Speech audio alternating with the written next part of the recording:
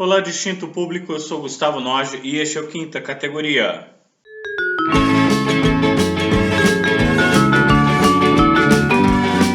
Um programa de quinta categoria para um país de quinta categoria, uma sociedade de quinta categoria. Essa semana a gente teve uma notícia que eu considerei chocante. Um adolescente de 17 anos, morador de rua, foi pego enquanto tentava furtar uma barra de chocolate num supermercado, salvo engano, na zona sul de São Paulo. E ele foi pego pelos seguranças do supermercado, levado para um quartinho e chicoteado durante cerca de 40 minutos com fios elétricos. Isso é abominável sob qualquer aspecto que se olhe, né? A desproporção, né, entre a reação dos seguranças da rede de supermercados e o crime que o rapaz estava cometendo é enorme. E mesmo que ele tivesse cometido algo mais grave, um pouco mais sério, tortura, chicotear, né, chicotear com um fio, né, isso além de tudo isso remete a um passado no Brasil, né, um passado não tão distante, em que isso era a prática normal, né, passado da escravidão.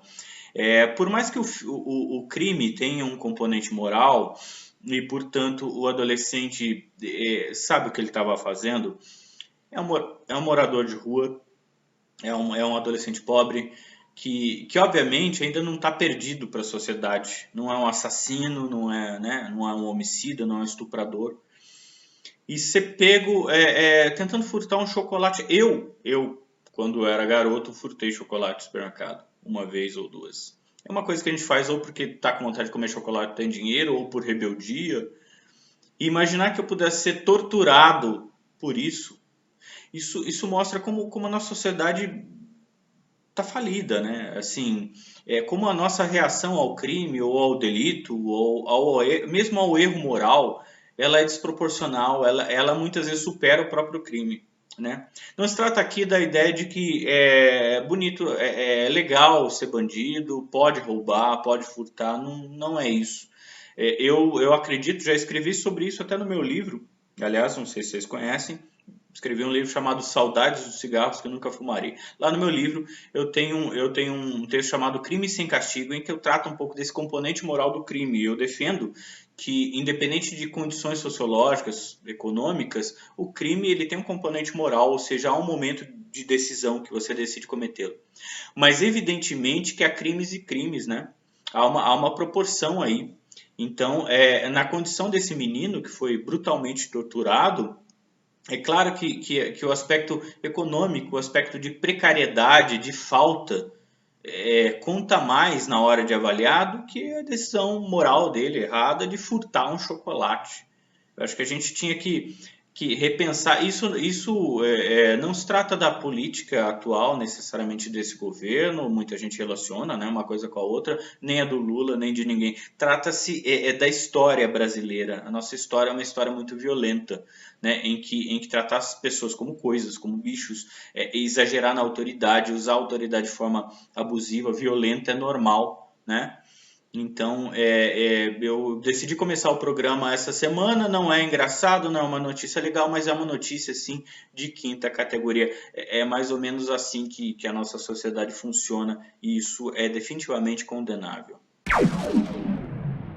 Depois de acusar a imprensa de produzir fake news acerca do novo imposto, da nova CPMF, o governo assumiu mesmo. O Bolsonaro disse que pelo jeito vai ter, ou pelo menos é a tentativa do Paulo Guedes aí de criar recriar, né, ressuscitar esse imposto tão criticado por economistas, quase todos. Se não me engano, a CPMF foi criada lá na época do FHC, depois foi extinta e agora, como morto-vivo, tá querendo voltar, né? Então, um pouquinho mais de imposto. Eu não sei se isso vai passar, né, no Congresso. Pode ser que não passe, pode ser que caia, mas não deixa de ser interessante, né? Eu quero ver se vai ter passeata, né? O pessoal governista, o pessoal que sai para os revoltados a favor, né? O protesto a favor. Vamos ver se vai ter protesto na Paulista aí do pessoal um pouquinho mais entusiasmado com esse governo a favor da CPMF. Eu quero ver isso. Falando em CPMF, a gente precisa mesmo de dinheiro, né? O Brasil precisa fechar as contas. Vocês viram aí que as bolsas, né, científicas do Brasil estão acabando, né? A gente precisa entrar de uma vez no século XIV, né? A gente precisa chegar lá, então, para isso a gente vai cortando as bolsas e economizando onde pode. É para isso que a gente precisa, de repente, uma nova CPMF para não cometer crime fiscal. E também para ter dinheiro para o Eduardo Bolsonaro viajar aos Estados Unidos, né, para a Casa Branca, né, como ele foi dias atrás, dizer que ele tinha um anúncio a fazer, né, daí ele vai na Casa Branca, sai, não faz anúncio nenhum, e depois diz que o anúncio era anunciar que estava indo a Casa Branca, né? Parabéns, parabéns. É para isso mesmo que a gente precisa de mais impostos, cortar bolsas ou contingenciar, né?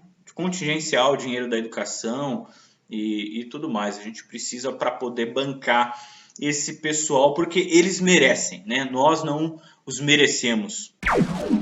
Anthony Garotinho, Rosinha Garotinho, é engraçado esse negócio, né?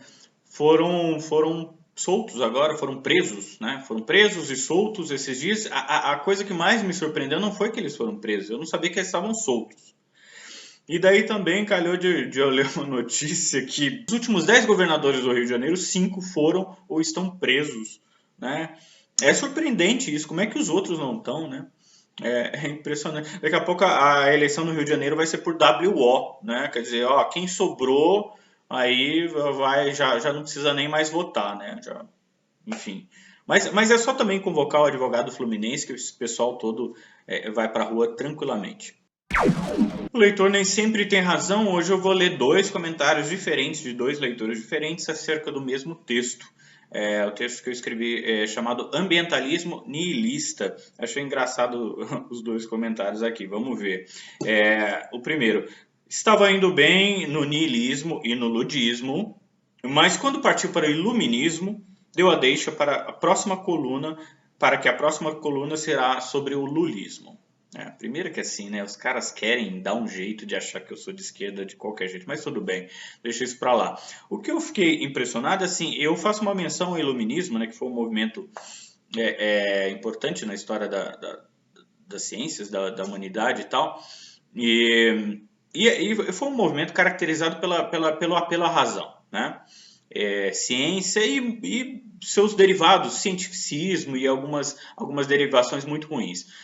O que eu achei engraçado desse comentário do leitor foi o seguinte, foi uma mençãozinha à última frase do texto, em que eu falo ainda, uma boa dose de iluminismo, ou seja, eu ali traço o seguinte, olha, para você salvar o meio ambiente, a gente não pode ficar com esse discurso, com essa mística de meio ambiente, mas um pouquinho de iluminismo, no sentido, como metáfora, um pouquinho de razão, um pouquinho de ciência. E o pessoal já fala, você está falando que tem que ter iluminismo, e daí vai cair no lulismo. Leitor, você que nem sempre tem razão, aliás, eu acho que esse nem é estrelinha amarela, nem assina a Gazeta, assina, portanto. Por favor, né? As coisas têm um peso, né? O meu comentário ali foi só para ilustrar, né? Não vou escrever uma nova enciclopédia, não sou o Diderot, não sou o Voltaire, pode ficar tranquilo. E o segundo comentário também é o seguinte, o jornalista não quer abrir mão de viajar de avião. O jornalista não quer abrir mão de viajar adoidado de avião. Na prática, age como a maioria dos ambientalistas.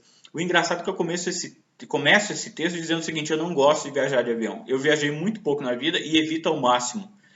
Daí eu escrevo algumas coisas e ele consegue concluir que eu não quero abrir mão de viajar adoidado de avião. Mas a primeira frase do texto, leitor, que nem sempre tem razão, a primeira frase do texto é eu não gosto de viajar de avião. Então vamos ler mais e projetar menos aí, né? Abre o texto, você pode até não gostar de mim, mas abre o texto e tenta ler o que está escrito, não o que você acha que eu vou falar e tal. Beleza? Combinado?